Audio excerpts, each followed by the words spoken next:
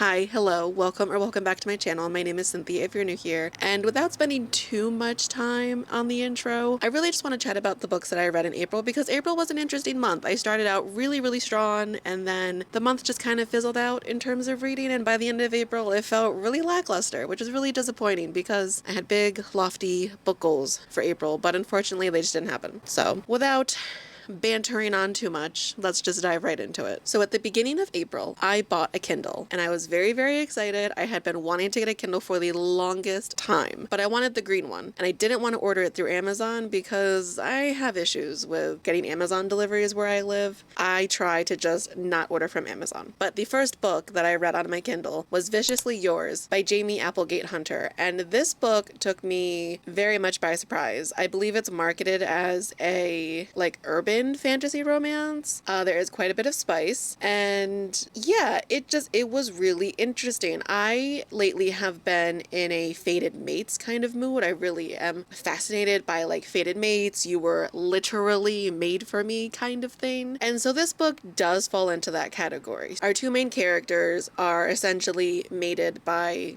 the gods. Their fates are intertwined with one another. And so before they can actually meet each other and see each other, they write each other letters and they get to know each other through watching and the eyes of other people and these letters, like I said. And then they do finally meet and there's a little bit of miscommunication, but for the most part he's very much if you even look at her the wrong way, I'll slit your throat. And it's a little intense, okay? It's a little much. And our female main character she takes a minute, but she does also kind of get to that point, and it's a very interesting dynamic. I was a little let down by the ending. The story kind of builds up to what happens at the end, and if you know, you know. If you don't know, then read the book so you will know. But it was a very interesting story. It definitely wasn't my top reads of the year, and by the end of the book everything just felt so over the top with the fated mates and the pairings, and it was just I was like, okay, I need a break from these characters because they are too much.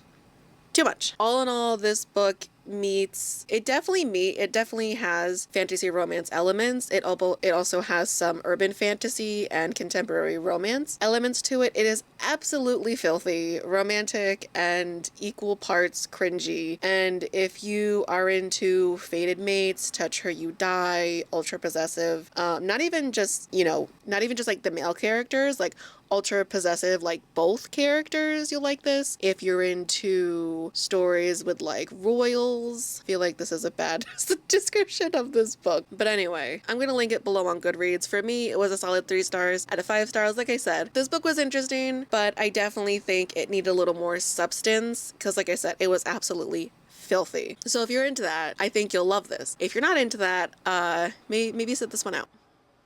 The next book on the list, and the only audiobook on this list, is A Fate Inked in Blood by Danielle L. Jensen. And this book was my first kind of introduction to Danielle L. Jensen. I know she's also the author of the Bridge Kingdom series, which if you are in the fantasy romance subreddit, you know that series is recommended a lot. I personally have not read it yet, but I've obviously seen it recommended everywhere. And A Fate Inked in Blood is the perfect combination of Norse mythology, fantasy romance, so many other things I cannot think of because I waited too long to do this reading recap, but it is such a good book. And like I said, I did listen to this book as an audiobook, and I really enjoyed the narrator. I didn't write her name down. But I did listen to this book on Spotify Books. And I'm not a fan of Spotify Books. The player does this thing where if you start a chapter and you don't finish it and then say you get in your car to go home after work, and Spotify automatically opens and starts playing the next chapter despite the fact that you haven't even finished the previous chapter. It really irks me a lot. As the plan holder, I feel I should listen to a book every now and then because I do pay for it. Anyway, I digress. A Fate Inked in Blood was very good. There was a lot of intrigue. There was a lot going on. I didn't really like some of the like dynamics and tropes in this book, but that's more just me. Like, I'm not a fan when like families are involved in things like that, which doesn't make a lot of sense. But if you read the book, it'll make sense because we got to keep this spoiler free. I don't want to ruin things for you. But there's a lot of tension, there's a lot of magic, there's a lot of world building, and the world was actually very simple, which I actually really appreciated towards the end of the book. And the twist at the end of the book, I kind of actually saw this one coming, which surprised me because I feel like I don't normally see the big like twists coming. But there were just some things with our main character, Bjorn, Yorn, that like some of the things he said and did and his attitude towards like certain characters kind of gave him away a little bit. And I was like, got my eye on you, sir. I know our main character Freya does as well for different reasons, but I've got my eye on you, sir. And speaking of main characters, Freya is one bad bee. I love Freya. I want to protect her at all costs.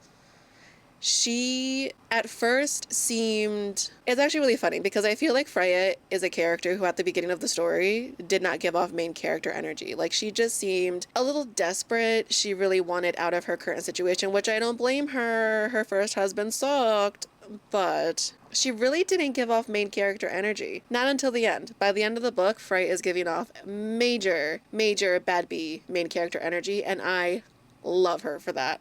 I also loved the side characters. I did want a little bit more of a relationship with Bjorn's, I know I'm saying his name wrong, please just don't come for me, with his younger brother and Freya, because I felt like they had such like a sweet, wholesome dynamic, but we really didn't get too much of them, which was a little disappointing, but he wasn't the main point of the story, so. But honestly, the magic, the Norse mythology, the tension, the banter, it was such a good book. It was such a good book. 4.5 stars out of 5 stars because I will be unwell until the next book comes out. I didn't write down the date of the next book's publication, so I will just be unwell until then, but I'm assuming at some point in 2025. But yeah, 4.5 out of 5 stars for A Fate Inked in Blood by Danielle Jensen. I feel a little bit lied to with this one. The third book on the list is The Witch Collector by Charissa Weeks, and I have also seen this series recommended quite a bit as well too in online like fantasy romance forums and things like that. And this book started out so promising. I was so intrigued. There's witches and the witch collector, and there's a lot of other dark forces at play, and I was very interested in what was gonna happen. And it's sold as enemies to lovers, but I feel like we really just need to stop using enemies to lovers, because this was not enemies to lovers. It literally went like this: I hate that man.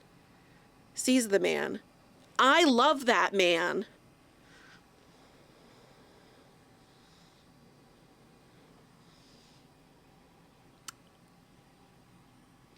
They were enemies in her head.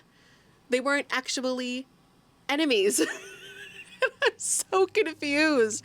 I'm so confused. The plot was also so just all over the place. There was way too much plot. I never thought that would ever be an issue. I feel like when I'm talking about the books that I've read, I'm complaining that there wasn't enough plot, that it was all about the characters, which isn't a bad thing. But I feel like the plot a lot of times, especially in fantasy romance where you do have, you know, sort of like magic, political systems, enemies to lovers, tropes like that, the plot kind of comes second. And I'm fine with that. Like, you do what works for your story. However, there was too much. There was too much going on. It was very chaotic. By like 60% in, I was so tired of it. I was done, because not only were things starting to happen that were ridiculous, maybe a little bit like semi-unbelievable, but I was also just kind of at the point where I was only invested in getting to the spice of the book.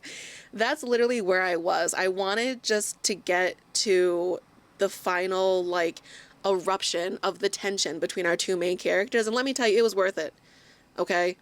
It was worth it. The plot may have been overrun, overdone, over the top, way too much going on, but skimming it to get to that smut was worth it, because let me tell you, Alexis Thibault. All right.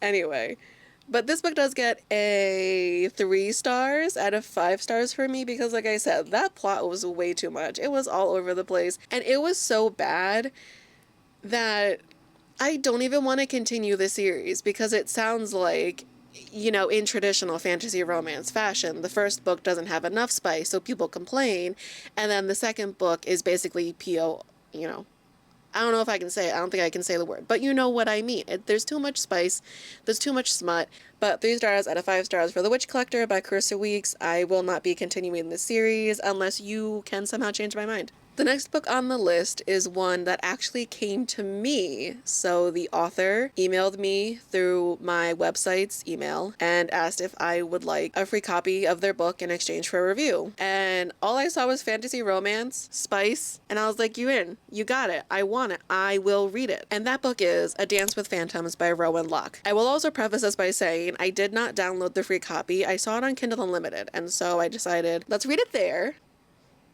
instead of just nabbing our free copy. So this book really took me by surprise. The writing was very, very good. I really loved the atmosphere of the book, especially in the beginning when our main character is going down into the underworld where the story is set, is very, very atmospheric. And I almost felt like I was walking next to her as she was descending down into this like underground labyrinth. It was very, very cool. And I think the story promises a lot, but I do think it kind of falls a little flat at some points. And the characters, unfortunately, did feel a little bit one-dimensional. You know, like our main character is an assassin. We don't really know much more about her. We don't know what she likes. We don't know her interests. We don't know what she's afraid of other than, you know, losing the people she loves and her tragic backstory. I really wanted more. What do they like to do when they're not assassinating? I don't know. But I kind of just wanted more. The story itself, I think, was done very well. There was also a good amount of spice. The love triangle didn't really feel like it wasn't really love triangling. That's not really here nor there. There were also quite a few tropes that I really enjoyed in this book. It was an interesting book, and I feel very honored that the author asked me and kind of trusted me in a way to read their book and then leave my thoughts on their book. And there is a full write-up of this book on my blog, and this book gets 3.5 out of 5 stars. I did round it up for Goodreads and Amazon just to kind of help that sort of algorithm, whatever. But all in all, it was a pretty good book, and I cannot wait to see what else Rowan Locke writes, because if this was the starting point, I think they're going to have a very successful indie author career if that's what they choose. But like I said at the beginning of the video, April started out really strong. I bought a Kindle. I was so excited to read on my Kindle, but then I couldn't really find any audiobooks I liked. I think I felt overwhelmed with all the things I wanted to read, and just by the end of the month, I felt like I didn't really read a lot of the books that I had wanted to read, and that's also why I stopped on my blog putting the little section of like upcoming reads, because I don't always stick to it. And then I feel stupid. Like I still haven't read The Foxglove King or Emily Wilde's Encyclopedia of Fairies. I want to read them. I just haven't made time for them. And by saying I'm going to read them every month, it also just, I feel like makes me look bad and makes you probably think that you can't trust me because I keep saying this thing, but then not actually doing it. So those 2 books still are on my TBR. I will hopefully read them by the end of the year, but I make no promises. But anyway, that is my April reading recap. I do apologize. It took me so long to get to filming it. It's been up on the blog since the end of April, so I just got busy. Life got in the way. April is a really busy month, but I'm not going to get into that. So thank you so much for watching. It means the world to me, and I will see you in the next one. Bye.